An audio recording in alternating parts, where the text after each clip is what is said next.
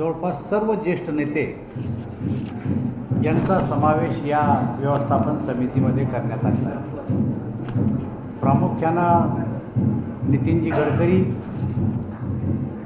आमचे प्रदेश अध्यक्ष चंद्रशेखरजी बावनकुळे, देवेंद्रजी फडणवीस, पियुषजी गोयल, विनोदजी तावडे, आशिषजी शेलार, नारायणराव राणे, गणेश नाईक, हंसराजजी आहेर, रणधीर सावरकर, विक्रांत पाटील, माधवीताई नाईक, विजय चौधरी आणि संजय केनेकर या समितीचे एक विशेष आमंत्रित आणि पदसिद्ध सदस्य म्हणून यांना बोलवण्यात आलेलं आहे। परंतु जी समिती आहे त्या समितीचा अध्यक्ष मी आणि सहसंयोजक म्हणून दिलीप कांबळे आमचे प्रदेशाचे अनुसूचित जाती जमातीचे मोर्चाचे अध्यक्ष आहेत। सहसंयोजक म्हणून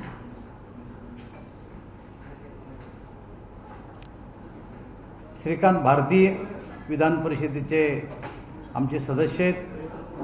अशा प्रकारची ही समिती या ठिकाणी आम्ही केलेली आहे। अशोक नेते राष्ट्रीय महामंत्री आमचे, ते अनुसूचित जनजाती मोर्चाचे अध्यक्ष आहेत, राष्ट्रीय अध्यक्ष। याचबरोबर ज्या काही 20 उपसमित्या आम्ही नियुक्त केलेल्या आहेत, या समितीमध्ये प्रामुख्यानं जाहीरनामा समिती आम्ही एक केलेली आहे। या जाहीरनामा समितीचे जे संयोजक आहेत ते सुधीर भाऊ मुनगंटीवार, विशेष संपर्क समितीमध्ये चंद्रकांत दादा पाटील, सामाजिक संपर्क समितीमध्ये महिला संपर्क समिती, सामाजिक संपर्क समितीमध्ये पंकजाताई, विजयाताई रहाटकर यांना दिलेलं आहे। कृषी क्षेत्र संपर्क समितीमध्ये अशोकराव चव्हाण आमचे राज्यसभेचे सदस्य आहेत। लाभार्थी संपर्क समितीमध्ये राधाकृष्ण विखे पाटील, महायुती निवडणूक अभियान समन्वय समितीमध्ये गिरीजी महाजन आहे। युवा संपर्क समितीमध्ये रक्षाताई खडसे, ग्रामीण स्थानक मुरलीधर मोहोळ, स्वराज्य संस्था संपर्क राज्यमंत्री येते, प्रचार यंत्रणा समिती रवींद्र चव्हाण, सहकार क्षेत्र संपर्क समिती प्रवीणजी दरेकर, अनुसूचित जाती संपर्क समिती विजयभाई गिरकर, अनुसूचित जमाती संपर्क समिती Vijaykumar Gavit, social media IT Niranjan Davkhare, अशी या समितीची रचना करण्यात आलेली आहे। प्रामुख्यानं ही समिती निवडणुकीच्या संदर्भात जे काही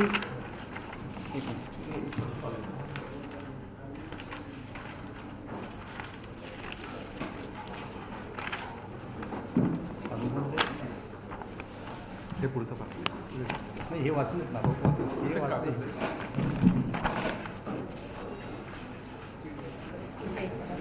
या समितीमध्ये प्रामुख्यानं ज्या नावाचा मी आपल्या समोर उल्लेख केला, या नेत्यांना विविध विभागाची जबाबदारी या ठिकाणी देण्यात आलेली आहे।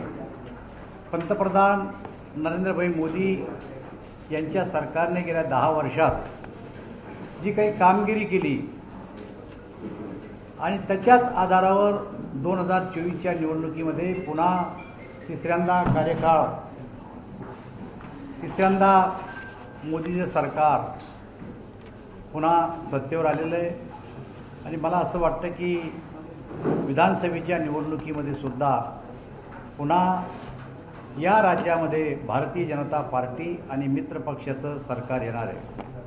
मुख्यमंत्री एकनाथराव शिंदे, देवेंद्रजी फडणवीस, अजितदादा या सरकारने सुद्धा एक चांगली कामगिरी राज्यात केली असल्यामुळं लाडकी बहीण असू द्या, मुलींना उच्च शिक्षण मोफत असू द्या, मराठा समाजाला 10% आरक्षण असू द्या, शेतकऱ्याला मोफत वीज असू द्या, 1 रुपयामध्ये विमा असू द्या, असे अनेक निर्णय यशस्वीपणानं राबवल्यामुळं लोकांमध्ये आणि शेतकऱ्यांमध्ये एक उत्साहाचं वातावरण आहे।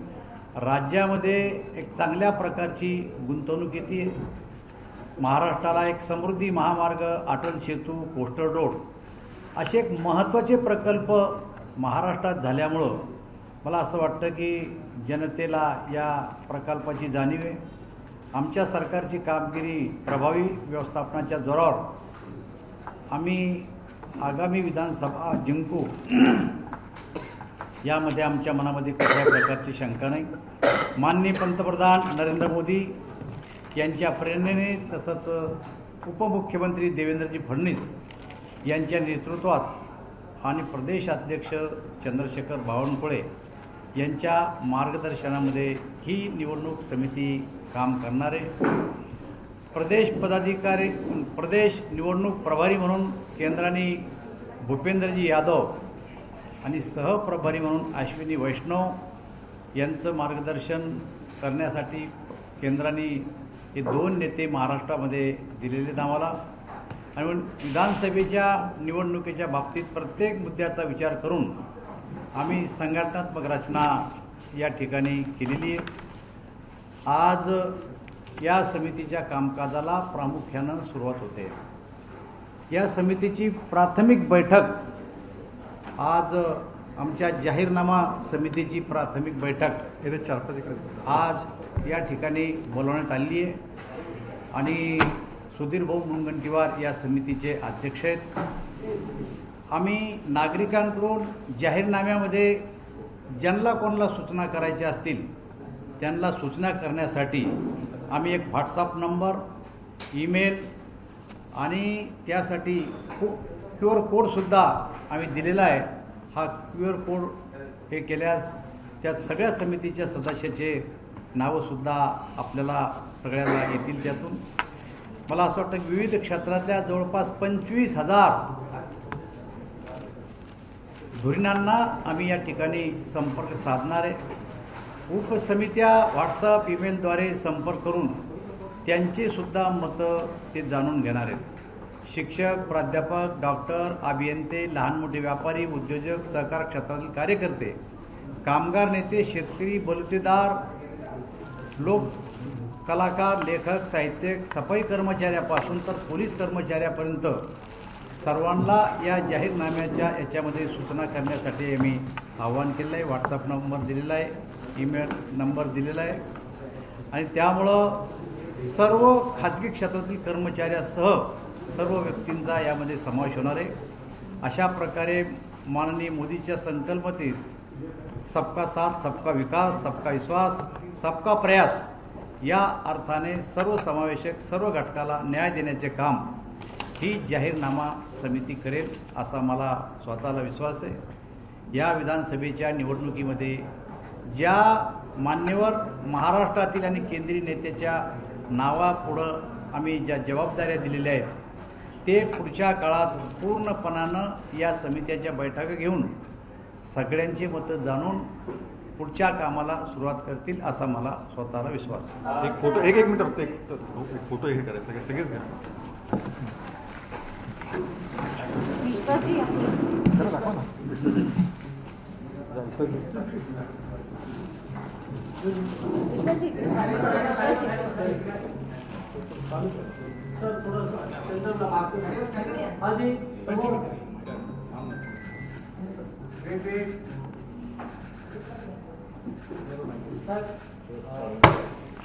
सर मंत्रालयात परिषद आहे. मंत्रालयाकडे आदिवासी आमदार जे आहेत ते मंत्रालयाच्या जाळ्यावर उतरलेले आहेत. कसं बघताय? तुमचे खासदार देखील आहेत. विरोध आहे आणि मुख्यमंत्री आणि उपमुख्यमंत्र्यांची भेट घेण्यासाठी प्रयत्न केला होता आणि आज मंत्रालयात कॅबिनेट बैठक सुरू असताना जाळीवरती उडी मारून आंदोलन करण्याचा प्रयत्न आमदार करतात. त्या सगळ्या प्रकारांचं कसं पाहता? मला असं वाटतं मुख्यमंत्री आणि उपमुख्यमंत्री या विषयाला हाताळण्यासाठी सक्षम आहे आणि नक्कीच ते या विषयाला ज्या पद्धतीनं न्याय द्यायला पाहिजे ते देतील असा मला विश्वास आहे. आम्हाला न्याय दिला जात नाहीये म्हणून शेवटचा पर्याय आम्ही या ठिकाणी या जाळ्यावर उड्या मारतोय. जर या ठिकाणी आचारसंहिता लागायच्या आधी कोणताही निर्णय नाही झाला तर आम्ही आमची आत्महत्या करू. असं आहे की मी आपल्याला सांगितलं आहे की ते जर आज मंत्रालयात आले असतील तर आमचे मुख्यमंत्री आणि उपमुख्यमंत्री दोघं हे त्यांच्याशी चर्चा करतील. सर 2014 जनरल जेव्हा स्वतः म्हणतायत की जर आमच्या मागण्यांवरती विचार नाही झाला तर आमच्याकडे प्लॅन बी तयार आहे. त्यांची भूमिका थोडी टोकाची वाटते आणि स्वतः लोकप्रतिनिधी असून जर अशा आंदोलनाची भूमिका घेत असतील तर आमदार म्हणून त्यांच्या मला असं वाटतं की त्यांच्याशी चर्चा केल्यानंतर पुढचा प्रश्न उद्भवणार नाही. सर 2014 आणि 2019च्या निवडणुकीत भाजपमध्ये इन्कमिंग सुरू होतं.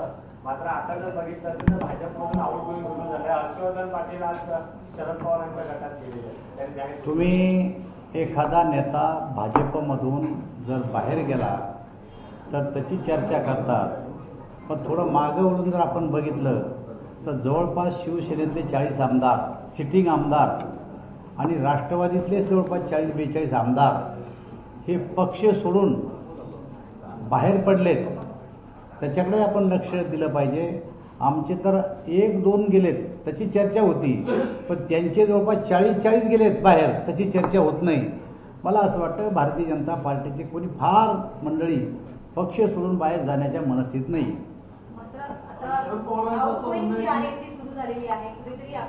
मी आपल्याला तेच सांगितलं की आउटगोईंग काही सुरू झालेलं नाही. प्रत्येक निवडणुकीत एखाद 2 माणूस इकडे तिकडे जात असतो, त्यापेक्षा जास्त कोणी आमचं गेलं नाही. पण त्यांचे 40 जे फुटून आमच्या सोबत सरकारमध्ये सहभागी झाले त्याची मी चर्चा करा. सर राहुल गांधी आज कोल्हापूर येथे आहेत.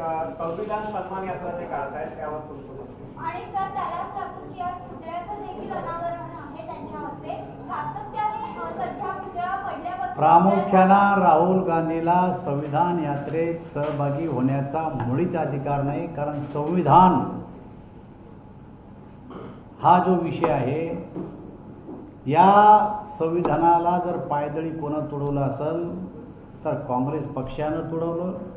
या देशामध्ये लोकशाही देशामध्ये आणीबाणी लावली, प्रमुख नेत्याला जेलमध्ये टाकलं, वर्तमानपत्रावर बंधनं आणले, राजनाथ सिंग सारख्या नेत्याच्या आईच्या अंत्यविधीला त्यांना पेरोल दिला नाही. माझ्या मतदारसंघात सोळुंके नावाचे आमदार होते, त्यांच्या पत्नी वारल्या, त्यांना त्या टायमाला अंत्यविधीला जाऊ दिलं नाही. अशा प्रकारची आणीबाणी ज्यांना आणली आणि लोकशाहीचे मूल्य सगळे पायाखाली तुडवले, असे लोक संविधान आज शिकवतात. मला असं वाटतं त्यांना तो अधिकार नाही. या अखंडप्राय देशामध्ये आत्तापर्यंत काँग्रेसनं संविधान सगळ्या देशात लागू केलं नाही. 2022ला जेव्हा कलम 370 काश्मीरमधला हटवलं, त्यानंतर त्या ठिकाणी संविधानाच्या आधारे रिझर्वेशन लागू झालं. त्या अगोदर रिझर्वेशन नव्हतं. जिल्हा परिषद, पंचायत समित्या, ग्रामपंचायतच्या निवडणुका नव्हत्या. त्यामुळं जर खऱ्या अर्थानं संविधान सगळ्या देशाला लागू झालं असेल तरी मोदीच्या नेतृत्वात झालं आहे. सर गेल्या अनेक दिवसांपासून मागणी सुरू होती की मराठी भाषेला आवश्यक दर्जा दिला गेला पाहिजे. काल केंद्र सरकारने कॅबिनेटमध्ये महत्त्वपूर्ण निर्णय घेतला. काय सांगणार? हे बघा, गेल्या अनेक वर्षापासून मराठी भाषेला अभिजात दर्जा द्यावा अशा प्रकारची मागणी महाराष्ट्रातील जनतेची होती. सर्वप्रथम मी एबीपी माझा, उघडा डोळे बघा नीट.